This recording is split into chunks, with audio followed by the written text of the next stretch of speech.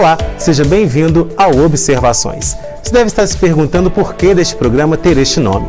Na realidade, Observações nada mais é que uma oportunidade de colocarmos em pauta assuntos do nosso cotidiano, mas tratados de uma forma mais aprofundada, detalhada e que não se vê no dia a dia. Daremos novos olhares, novas visões, novas observações. Para isso, vamos receber nesse estúdio profissionais de diversas áreas para falar para mim e para você os temas que vamos abordar a cada entrevista. Então, mãos à obra, seja bem-vindo ao nosso programa.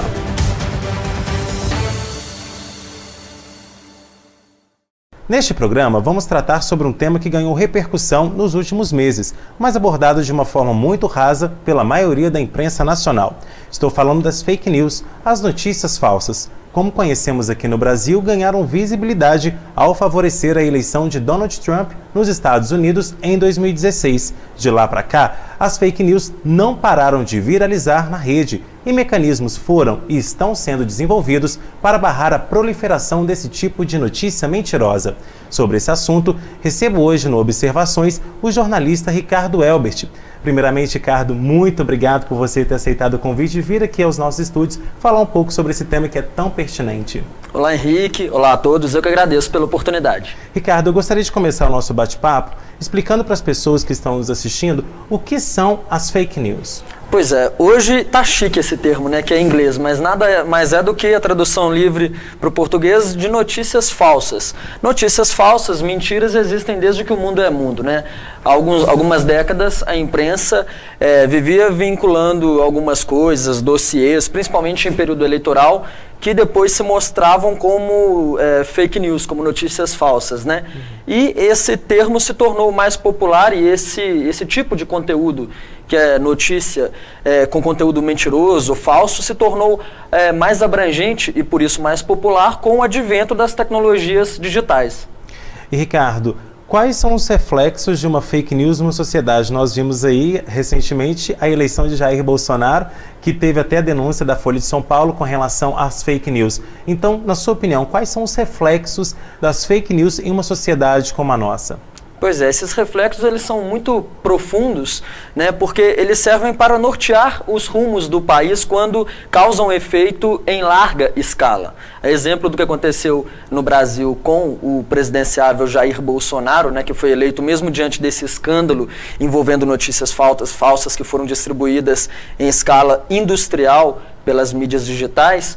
Na eleição nos Estados Unidos, que elegeu Donald Trump, também houve, né, denúncias pela mídia tradicional desse tipo de coisa acontecendo também. E eu acho que a consequência, a proporção dessa consequência, ela varia justamente de acordo com a quantidade, né, com o volume de informações que são disseminadas e pelo tamanho também da população, das populações atingidas por isso. Ricardo, na questão de fake news, como que começou a proliferação desse tipo de notícia no mundo? Porque a gente fofoca sempre teve, a gente sempre soube disso. Mas fake news não é necessariamente uma fofoca. É uma notícia que se planta e que se sai distribuindo, ninguém sabe a fonte, ninguém sabe quem criou, e aí por si só ela já é disseminada. Como que surgiu isso? Foi só na eleição de Donald Trump ou muito antes disso? Não, muito antes disso, né? Se a gente estudar aí a história do jornalismo, temos na imprensa, tanto na estrangeira como na brasileira, grandes casos, né, de mentiras que geraram impactos muito fortes em vários momentos de diferentes sociedades. Porém, como eu disse, com o advento das mídias sociais, isso se tornou uma coisa mais contínua e agora tem acontecido em escala mais industrial. Você disse que é algo que se assemelha à fofoca, mas se a gente for levar ao pé da letra mesmo, fofoca é aquela informação que alguém diz para uma outra pessoa, querendo que essa pessoa não divulgue. É uma informação em off, como a gente diz no jornalismo, que não deve ser divulgada. A fake news, como a gente conhece hoje, é um pouco diferente, que são informações, em sua grande maioria, construídas do zero, do nada, né? Que não são nem fofocas, porque não são e nunca foram em nenhum momento verdades. Né? São informações completamente construídas para prejudicar pessoas, enfim, arranhar a história, né, de pessoas e de políticos em geral também. No caso, a gente sabe que notícia é um produto super vendável para as emissoras de TV, de rádio, Exato. portais e internet. O que as emissoras têm feito aí para barrar essas fake news? Nós vimos recentemente que Globo, SBT, Record, entre outras, tiveram aí mecanismos de tentar barrar fake news. Eles funcionaram?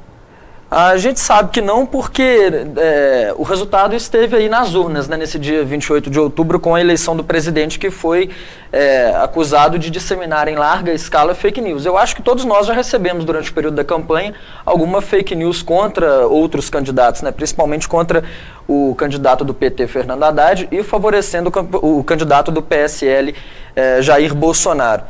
Então, essa questão das fake news, elas foram sim importantíssimas, foram essenciais para esse resultado eleitoral. Mesmo com uma série de movimentos por parte da imprensa tradicional, e aqui no Brasil começou principalmente com a Folha de São Paulo, né, que deu amplo espaço em suas páginas e no site também para o pessoal da agência Lupa, que é uma das primeiras agências de checagem de fatos do país, colocarem as contradições de notícias que viralizaram, que se tornaram populares, não pela mídia tradicional, mas pela internet, né? Um exemplo disso é o famoso kit gay, que foi tanto falado pelo Jair Bolsonaro, mesmo depois de já ter sido eleito, que foi amplamente desmentido em vários veículos e por várias agências de checagem de fatos. Assim como você, Ricardo, outras pessoas, também outros profissionais do jornalismo, da comunicação social, estão aí debatendo fake news. Então a gente conversou com algum deles, a gente tem um VT aqui para passar e a gente vai saber um pouco sobre a opinião deles. De uma forma assim, muito intensa, né? E quando você analisa que um político, alguém que disputa um cargo público, depende muito da sua imagem pública, essas informações que circulam sobre ele têm um alcance cada vez maior. Quando você percebe que pessoas que têm interesses determinados difundem informações com justamente o objetivo de desconstrução, o ideal é que quem trabalhe com uma campanha política, com marketing político, já esteja preparado, já tenha, digamos, as suas vacinas para poder combater esse mal. Porque se você for olhar muito pela raiz da palavra, pelo fake news, é algo que tem um efeito muito maléfico. Infelizmente não é algo que traz tantas vantagens, a não ser do ponto de vista do interesse partidário, do interesse pessoal. Se você pensar pelo interesse coletivo, a fake news ela mais atrapalha, ela mais prejudica do que outra coisa, né? Então, numa época onde a gente fala muito de pós-verdade, onde que as pessoas escolhem as verdades para si, diante de um cenário muito complexo, a gente não pode deixar que determinados conteúdos que sejam extremamente viciados, que sejam, digamos, politizados para determinados interesses, confundam a gente. O olhar crítico, primeiro, do cidadão, da pessoa que recebe notícias, é fundamental. É fundamental que as pessoas entendam que democracia, que esse processo de construção de informações tem que ser feito na base da crítica. Nada mais, nada menos do que a crítica, porque é ela que consegue elevar a capacidade da gente avançar. Facilitou muito o trabalho de um jornalista, mas ela também dificultou muito no sentido da apuração, né?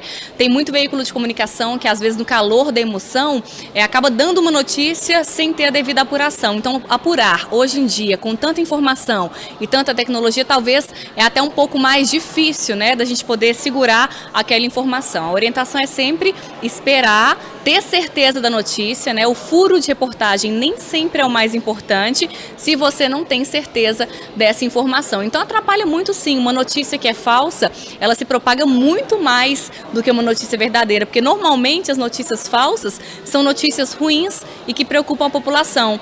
Então, tem esse risco muito grande, né? A gente vai falar de fake news, é um tema que se popularizou muito nas eleições de 2016, eleições norte-americanas, né? Mas notícia falsa, buchiche, fofoca, tem desde que o mundo é mundo, né? Agora, hoje em dia, tem que ter um grande cuidado, principalmente para quem trabalha com comunicação, porque é uma responsabilidade muito grande levar aquela informação verdadeira, né? Os estudantes, eles são preparados desde o começo da faculdade, né? Então, existem aí uma série de disciplinas como ética, cidadania, legislação e, sobretudo, redação jornalística, né, em que os alunos aí, então, desenvolvem técnicas, né, para desenvolver um jornalismo com seriedade, com objetividade, sobretudo imparcialidade, né. Então a gente tem aí técnicas que vão desde da apuração, a elaboração de pauta, técnicas de entrevista e, sobretudo, a checagem da informação, né? A checagem da informação, hoje em dia, com as redes sociais, ela nunca se tornou tão essencial, né? Sobretudo porque o fluxo de informação e de notícias que a gente tem, que a gente consome, é muito grande, né? E todo mundo tem acesso hoje a dispositivos tecnológicos e todo mundo é um produtor de conteúdo, né? Só que isso não significa necessariamente que as pessoas produzem conteúdos verdadeiros, né? Então, acho que é fundamental, e é isso a gente trabalha em sala de aula, é que os alunos saibam identificar quais são as características de uma notícia falsa. Ricardo, 2 perguntas. Concorda com eles e o que você acrescentaria? Concordo com todos eles, sim, são ótimos profissionais, né? E uma coisa que eu acrescento é em relação justamente a isso. Do lado do jornalista profissional, hoje está cada vez mais difícil, como a Marcela Mesquita disse ali, saber exatamente se uma informação que nos chega ela é verdadeira ou falsa. Porque talvez chega uma informação à redação que é falsa e a gente vai checar com uma fonte e essa determinada fonte às vezes tem a mesma informação falsa e acaba validando uma informação que depois da publicação, às vezes tragicamente, descobre-se que tenha sido falsa. Então, produzir informação de qualidade está sendo cada vez mais desafiador, né, diante dessas novas mídias digitais, nesse cenário de tantas fake news. Mas as eleições de 2018, falávamos delas há pouco, eu acho que elas representaram um marco na história da comunicação no Brasil, pois foi nesse período dessas eleições de 2018 que vários grandes veículos, eu citei há pouco a Folha, mas vários outros também veículos, inclusive as emissoras do Grupo Globo, que criaram o Fato ou Fake, né, se alimentando justamente de informações que a população recebe pelas redes sociais, principalmente pelo WhatsApp, e esses veículos tradicionais pedem que o público envie para eles essas informações, aí o jornalista recebe, checa e publica, aí sim, nesses veículos, nessas respectivas páginas, tanto físicas quanto da internet, as informações verdadeiras, que muitas vezes nos servem também para que a gente contradiga quem nos mande uma fake news. Eu mesmo, durante esse período eleitoral, por várias vezes recebi fake news, tanto no WhatsApp, mas também no Messenger, no Facebook propriamente, e rebati essas informações com um link de veículos tradicionais que continham uma notícia desmentindo justamente aquele fake news, e muitas vezes a cara da pessoa que mandou nem queima diante dessa vergonha que ela passa. Ok, Ricardo. Já já a gente continua a falar sobre fake news e na volta do intervalo continuamos a falar sobre fake news e saber a opinião do público sobre esse tema. Fique por aí. Observações volta já já.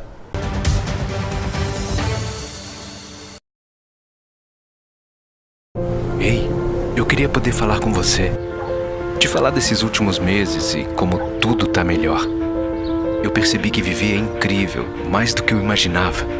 Ser pai era um sonho. E você me permitiu presenciar o nascimento da minha filha. Foi lindo. Pintei o quarto dela exatamente como imaginei. Antes de você, eu tinha medo de não conseguir estar presente quando esse momento chegasse. Queria te contar que, por sua causa, eu pude viver tudo isso. Provavelmente outras pessoas por aí querem te falar muita coisa também. Acho que você teria orgulho. Não só por mim, mas por ter feito algo tão nobre por pessoas que nunca viu. Eu só queria dizer obrigado. Obrigado por me dar mais tempo com a minha família. Obrigado pela sua doação de sangue. Doe sangue regularmente. Tem sempre alguém precisando de você. Procure o Hemocentro mais próximo e seja um doador. Você pode comer um queijo. Ou você pode comer um queijo de Minas. Melhor ainda, um queijo de Minas em Minas Gerais. Feito por um produtor de Minas que aprendeu a receita com sua família e fez um queijo tão perfeito que é um dos melhores queijos de Minas, rapaz. Um dos melhores queijos do mundo. Em Minas Gerais, a gastronomia é a melhor parte da viagem. Conheça os nossos destinos. Minas Gerais, diálogo, equilíbrio e trabalho.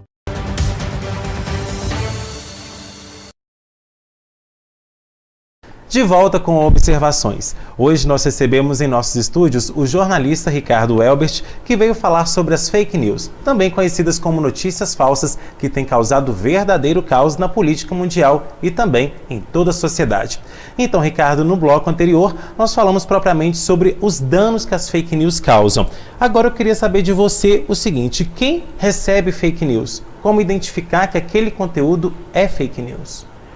Assim, para a gente que trabalha na comunicação, isso tem sido cada vez mais fácil, porque o nível das mentiras e das baixarias tem aumentado bastante, né? Mais para o cidadão comum, que eu espero que seja grande parte do público-alvo dessa nossa entrevista, as pessoas que não tiveram a formação em comunicação que nós temos, é justamente esse conjunto de pessoas que precisa ficar atento e saber reconhecer uma fake news quando recebe. Em sua grande maioria são mensagens que contêm erros graves de português, de ortografia, gramática, e que logo de cara querem ferir a honra, a imagem de alguém ou de alguma instituição. Enfim, as pessoas devem desconfiar de tudo que recebem, de tudo que veem, de tudo que leem também, de tudo que assistem. Isso vale para tudo, até para os veículos tradicionais, mas principalmente pelo que essas pessoas recebem dos veículos, das mídias digitais, das redes sociais, né, como é o termo mais usado no Brasil.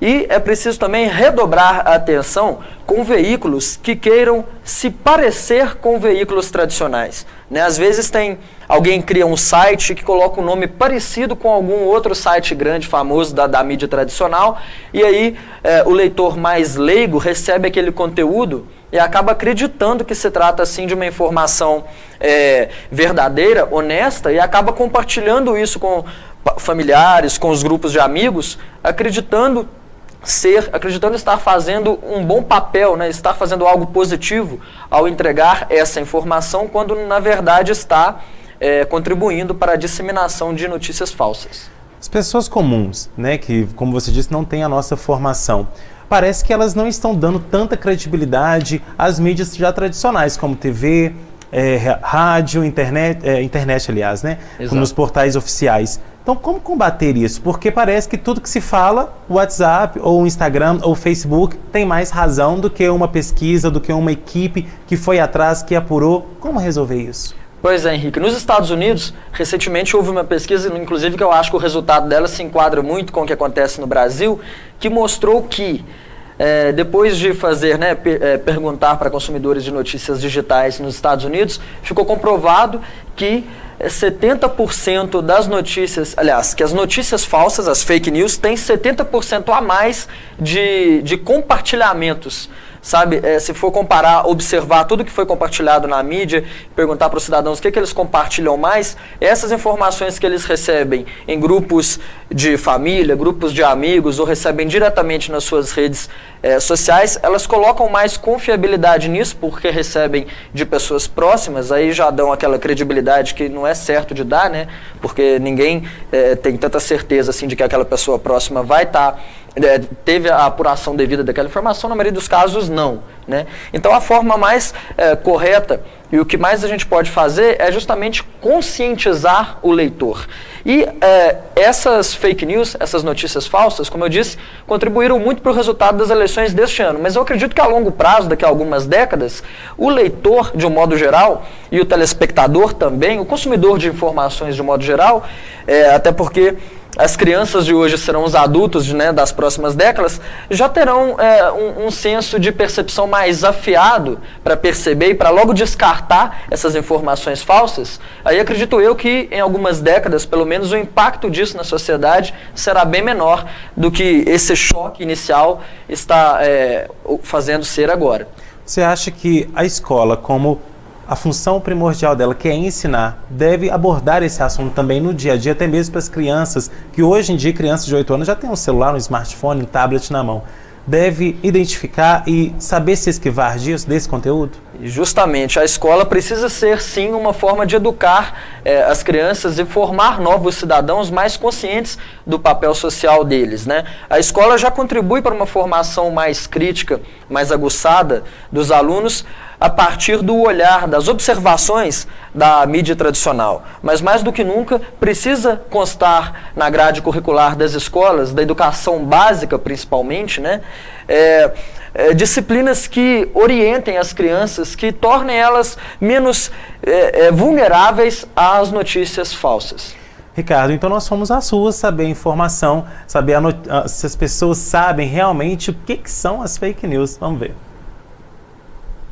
Existem várias pessoas, umas são pagas, né, para estar disseminando propagandas que são mentirosas, e outras pessoas, às vezes por inocência mesmo, lê aquela fake news e achar que ela é verdadeira e acabar repassando. Alguma vez você no seu WhatsApp ou nas suas redes sociais já recebeu alguma fake news? Sem dúvida, nessas eleições você recebe milhares por dia. As consequências são gravíssimas, né? No meu ponto de vista, quanto mais ignorante as pessoas se tornam, mais vítima de pessoas que vão querer usar da sua ignorância, das suas necessidades para se promover, isso mais acontece. Então, assim, eu acho que é super importante você se informar melhor. Tenho bastante até contato com elas chegam até mim, eu acabo não repassando por saber do que se tratam, mas eu acabo recebendo bastante. E o que você faz para identificar uma fake news? Eu geralmente olho de onde elas surgem, porque geralmente são sites pouco confiáveis, que os autores colocam suas opiniões nas matérias e sem fonte, sem coisas que comprovam aquela ideia. O problema maior é que a grande parte da população acredita nisso. Um caso até bastante comum disso foi, há um tempo atrás nas redes sociais, a ideia da Terra ser plana, que se disseminou para uma grande quantidade de pessoas e a maioria passou a acreditar. Só que isso tem um lado bom, porque aquelas pessoas que não sabiam do que se tratavam, mesmo defendendo aquela ideia, elas foram pesquisar, entendeu? Então, mesmo com as fake news sendo algo prejudicial, eu acredito que ainda assim, para aqueles que procuram saber se é verdade ou não, é uma coisa boa. São as informações falsas, né, que chegam através de celular, Facebook,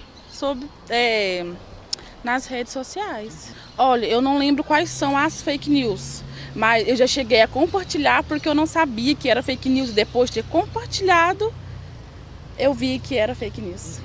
Eu sei que fake news que é notícia falsa, né? Alguma vez você recebeu alguma notícia falsa nas suas redes sociais? Facebook, Instagram, WhatsApp? A gente recebe todo dia, mas só que eu nunca compartilho, porque quase sempre você não sabe se é verdade ou se é falso, né? Causa muito prejuízo, às vezes até morte. Quando não causa, às vezes causa uma coisa que vai deixar cicatriz na vida do outro pro resto da vida. Ah, não gostei não. Que era a respeito do serviço. Aí de repente não era nada, no final que eu fui ver não era nada. Te prejudicou, porque afinal você estava procurando serviço. Foi, verdade. Então ela foi prejudicada, né? Que ela estava procurando serviço e um reflexo da fake news. Isso mostra a importância de se falar sobre isso, porque prejudica muitas vidas, né? Pois é, e justamente essa palavra é importante, vidas, porque muitas vezes a fake news pode levar à morte. Teve um dos participantes ali que disse, né, que pode às vezes levar alguém a cometer um crime ou a achar que outra pessoa cometeu determinado crime. Tivemos no Brasil um fato marcante em relação a isso no ano passado, numa cidade do interior de São Paulo, onde houve uma divulgação de uma notícia de que uma mulher teria cometido um crime contra a criança, violência a menor de idade. E foi divulgado um retrato falado, e foi divulgado de forma errada. A pessoa não era nem aquela do retrato falado. E houve um grupo de pessoas que viu essa notícia falsa e pensou que se tratava de uma determinada mulher. Aí formaram um grupo, foram até essa mulher e a mataram. Espancaram ela até a morte, resultado de uma fake news. É um dos resultados mais trágicos de fake news no Brasil. Está se tornando uma epidemia, né, Ricardo? Como barrar, então, as fake news? Tem alguma maneira, alguma técnica para se evitar essas fake news de que tenham essa abrangência que tenham? Nós vimos aí no ano passado que um juiz, não me recordo qual estado, ele tentou bloquear, até bloqueou por algumas horas o WhatsApp no Brasil.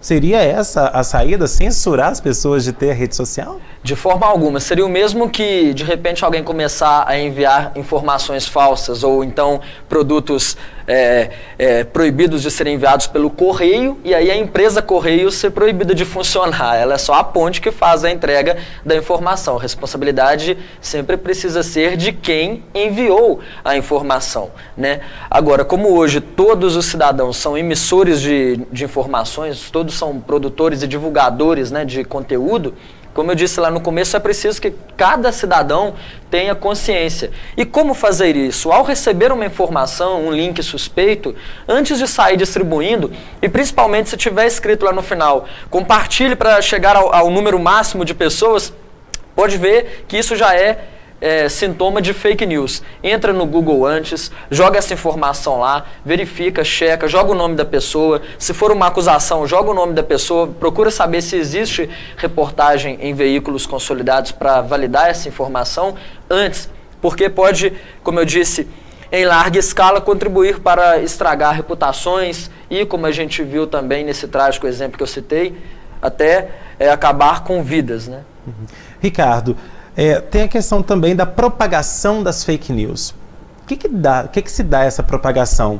Por que as pessoas insistem em propagar um conteúdo em que, sendo que já existem responsáveis para isso, como as emissoras de TV, de rádio, até a própria internet, os veículos oficiais? O que se dá? É a questão de espetacularização daquele assunto? É querer chegar à primeira, querer ser o primeiro repórter, né? Dar o furo, como a gente fala no nosso meio, dar o furo jornalístico? O que se trata essa disseminação em massa? Pois é, hoje todo cidadão que tem um celular na mão já se acha jornalista, né? Recebe a informação, sai distribuindo e se considera o repórter por estar justamente dando furos aí até em veículos tradicionais. E muitas dessas informações são fake news, mas a gente sabe que a maioria dessas disseminações, a gente viu também aí na entrevista, uma das entrevistadas disse que já compartilhou e depois ficou até envergonhada, depois não fez mais isso, depois de ter divulgado. Essas pessoas fazem isso sem maldade, sem querer prejudicar alguém, mas é claro que acabam prejudicando.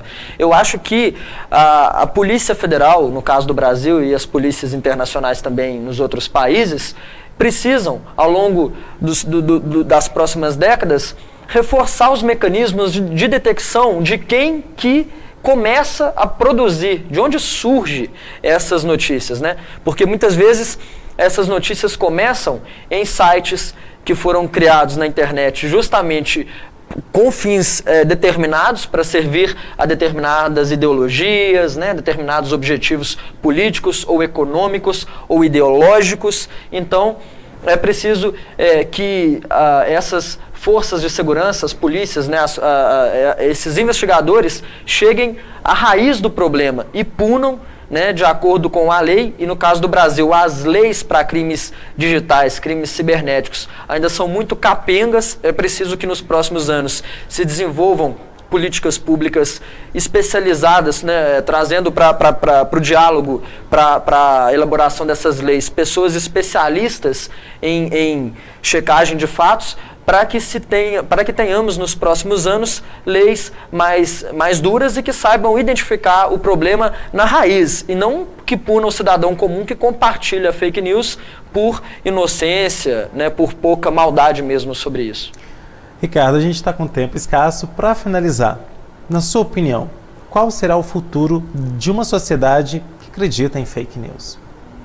Eu espero que não haja, né, futuramente uma sociedade que acredita em fake news. Mas como uma mentira dita 10 ou mais vezes acaba se tornando verdade, esse tipo de coisa nunca vai acabar, né? E se continuar do jeito que está, as fake news não só influenciaram na eleição de Donald Trump, influenciaram no Brasil na eleição do Bolsonaro, como vão continuar influenciando negativamente também várias outras eleições, várias outras disputas, porque por mais honesto, por mais qualificado que seja um candidato a qualquer que seja o cargo, nenhuma qualidade pessoal desse candidato é párea para tanta mentira que é disseminada, né?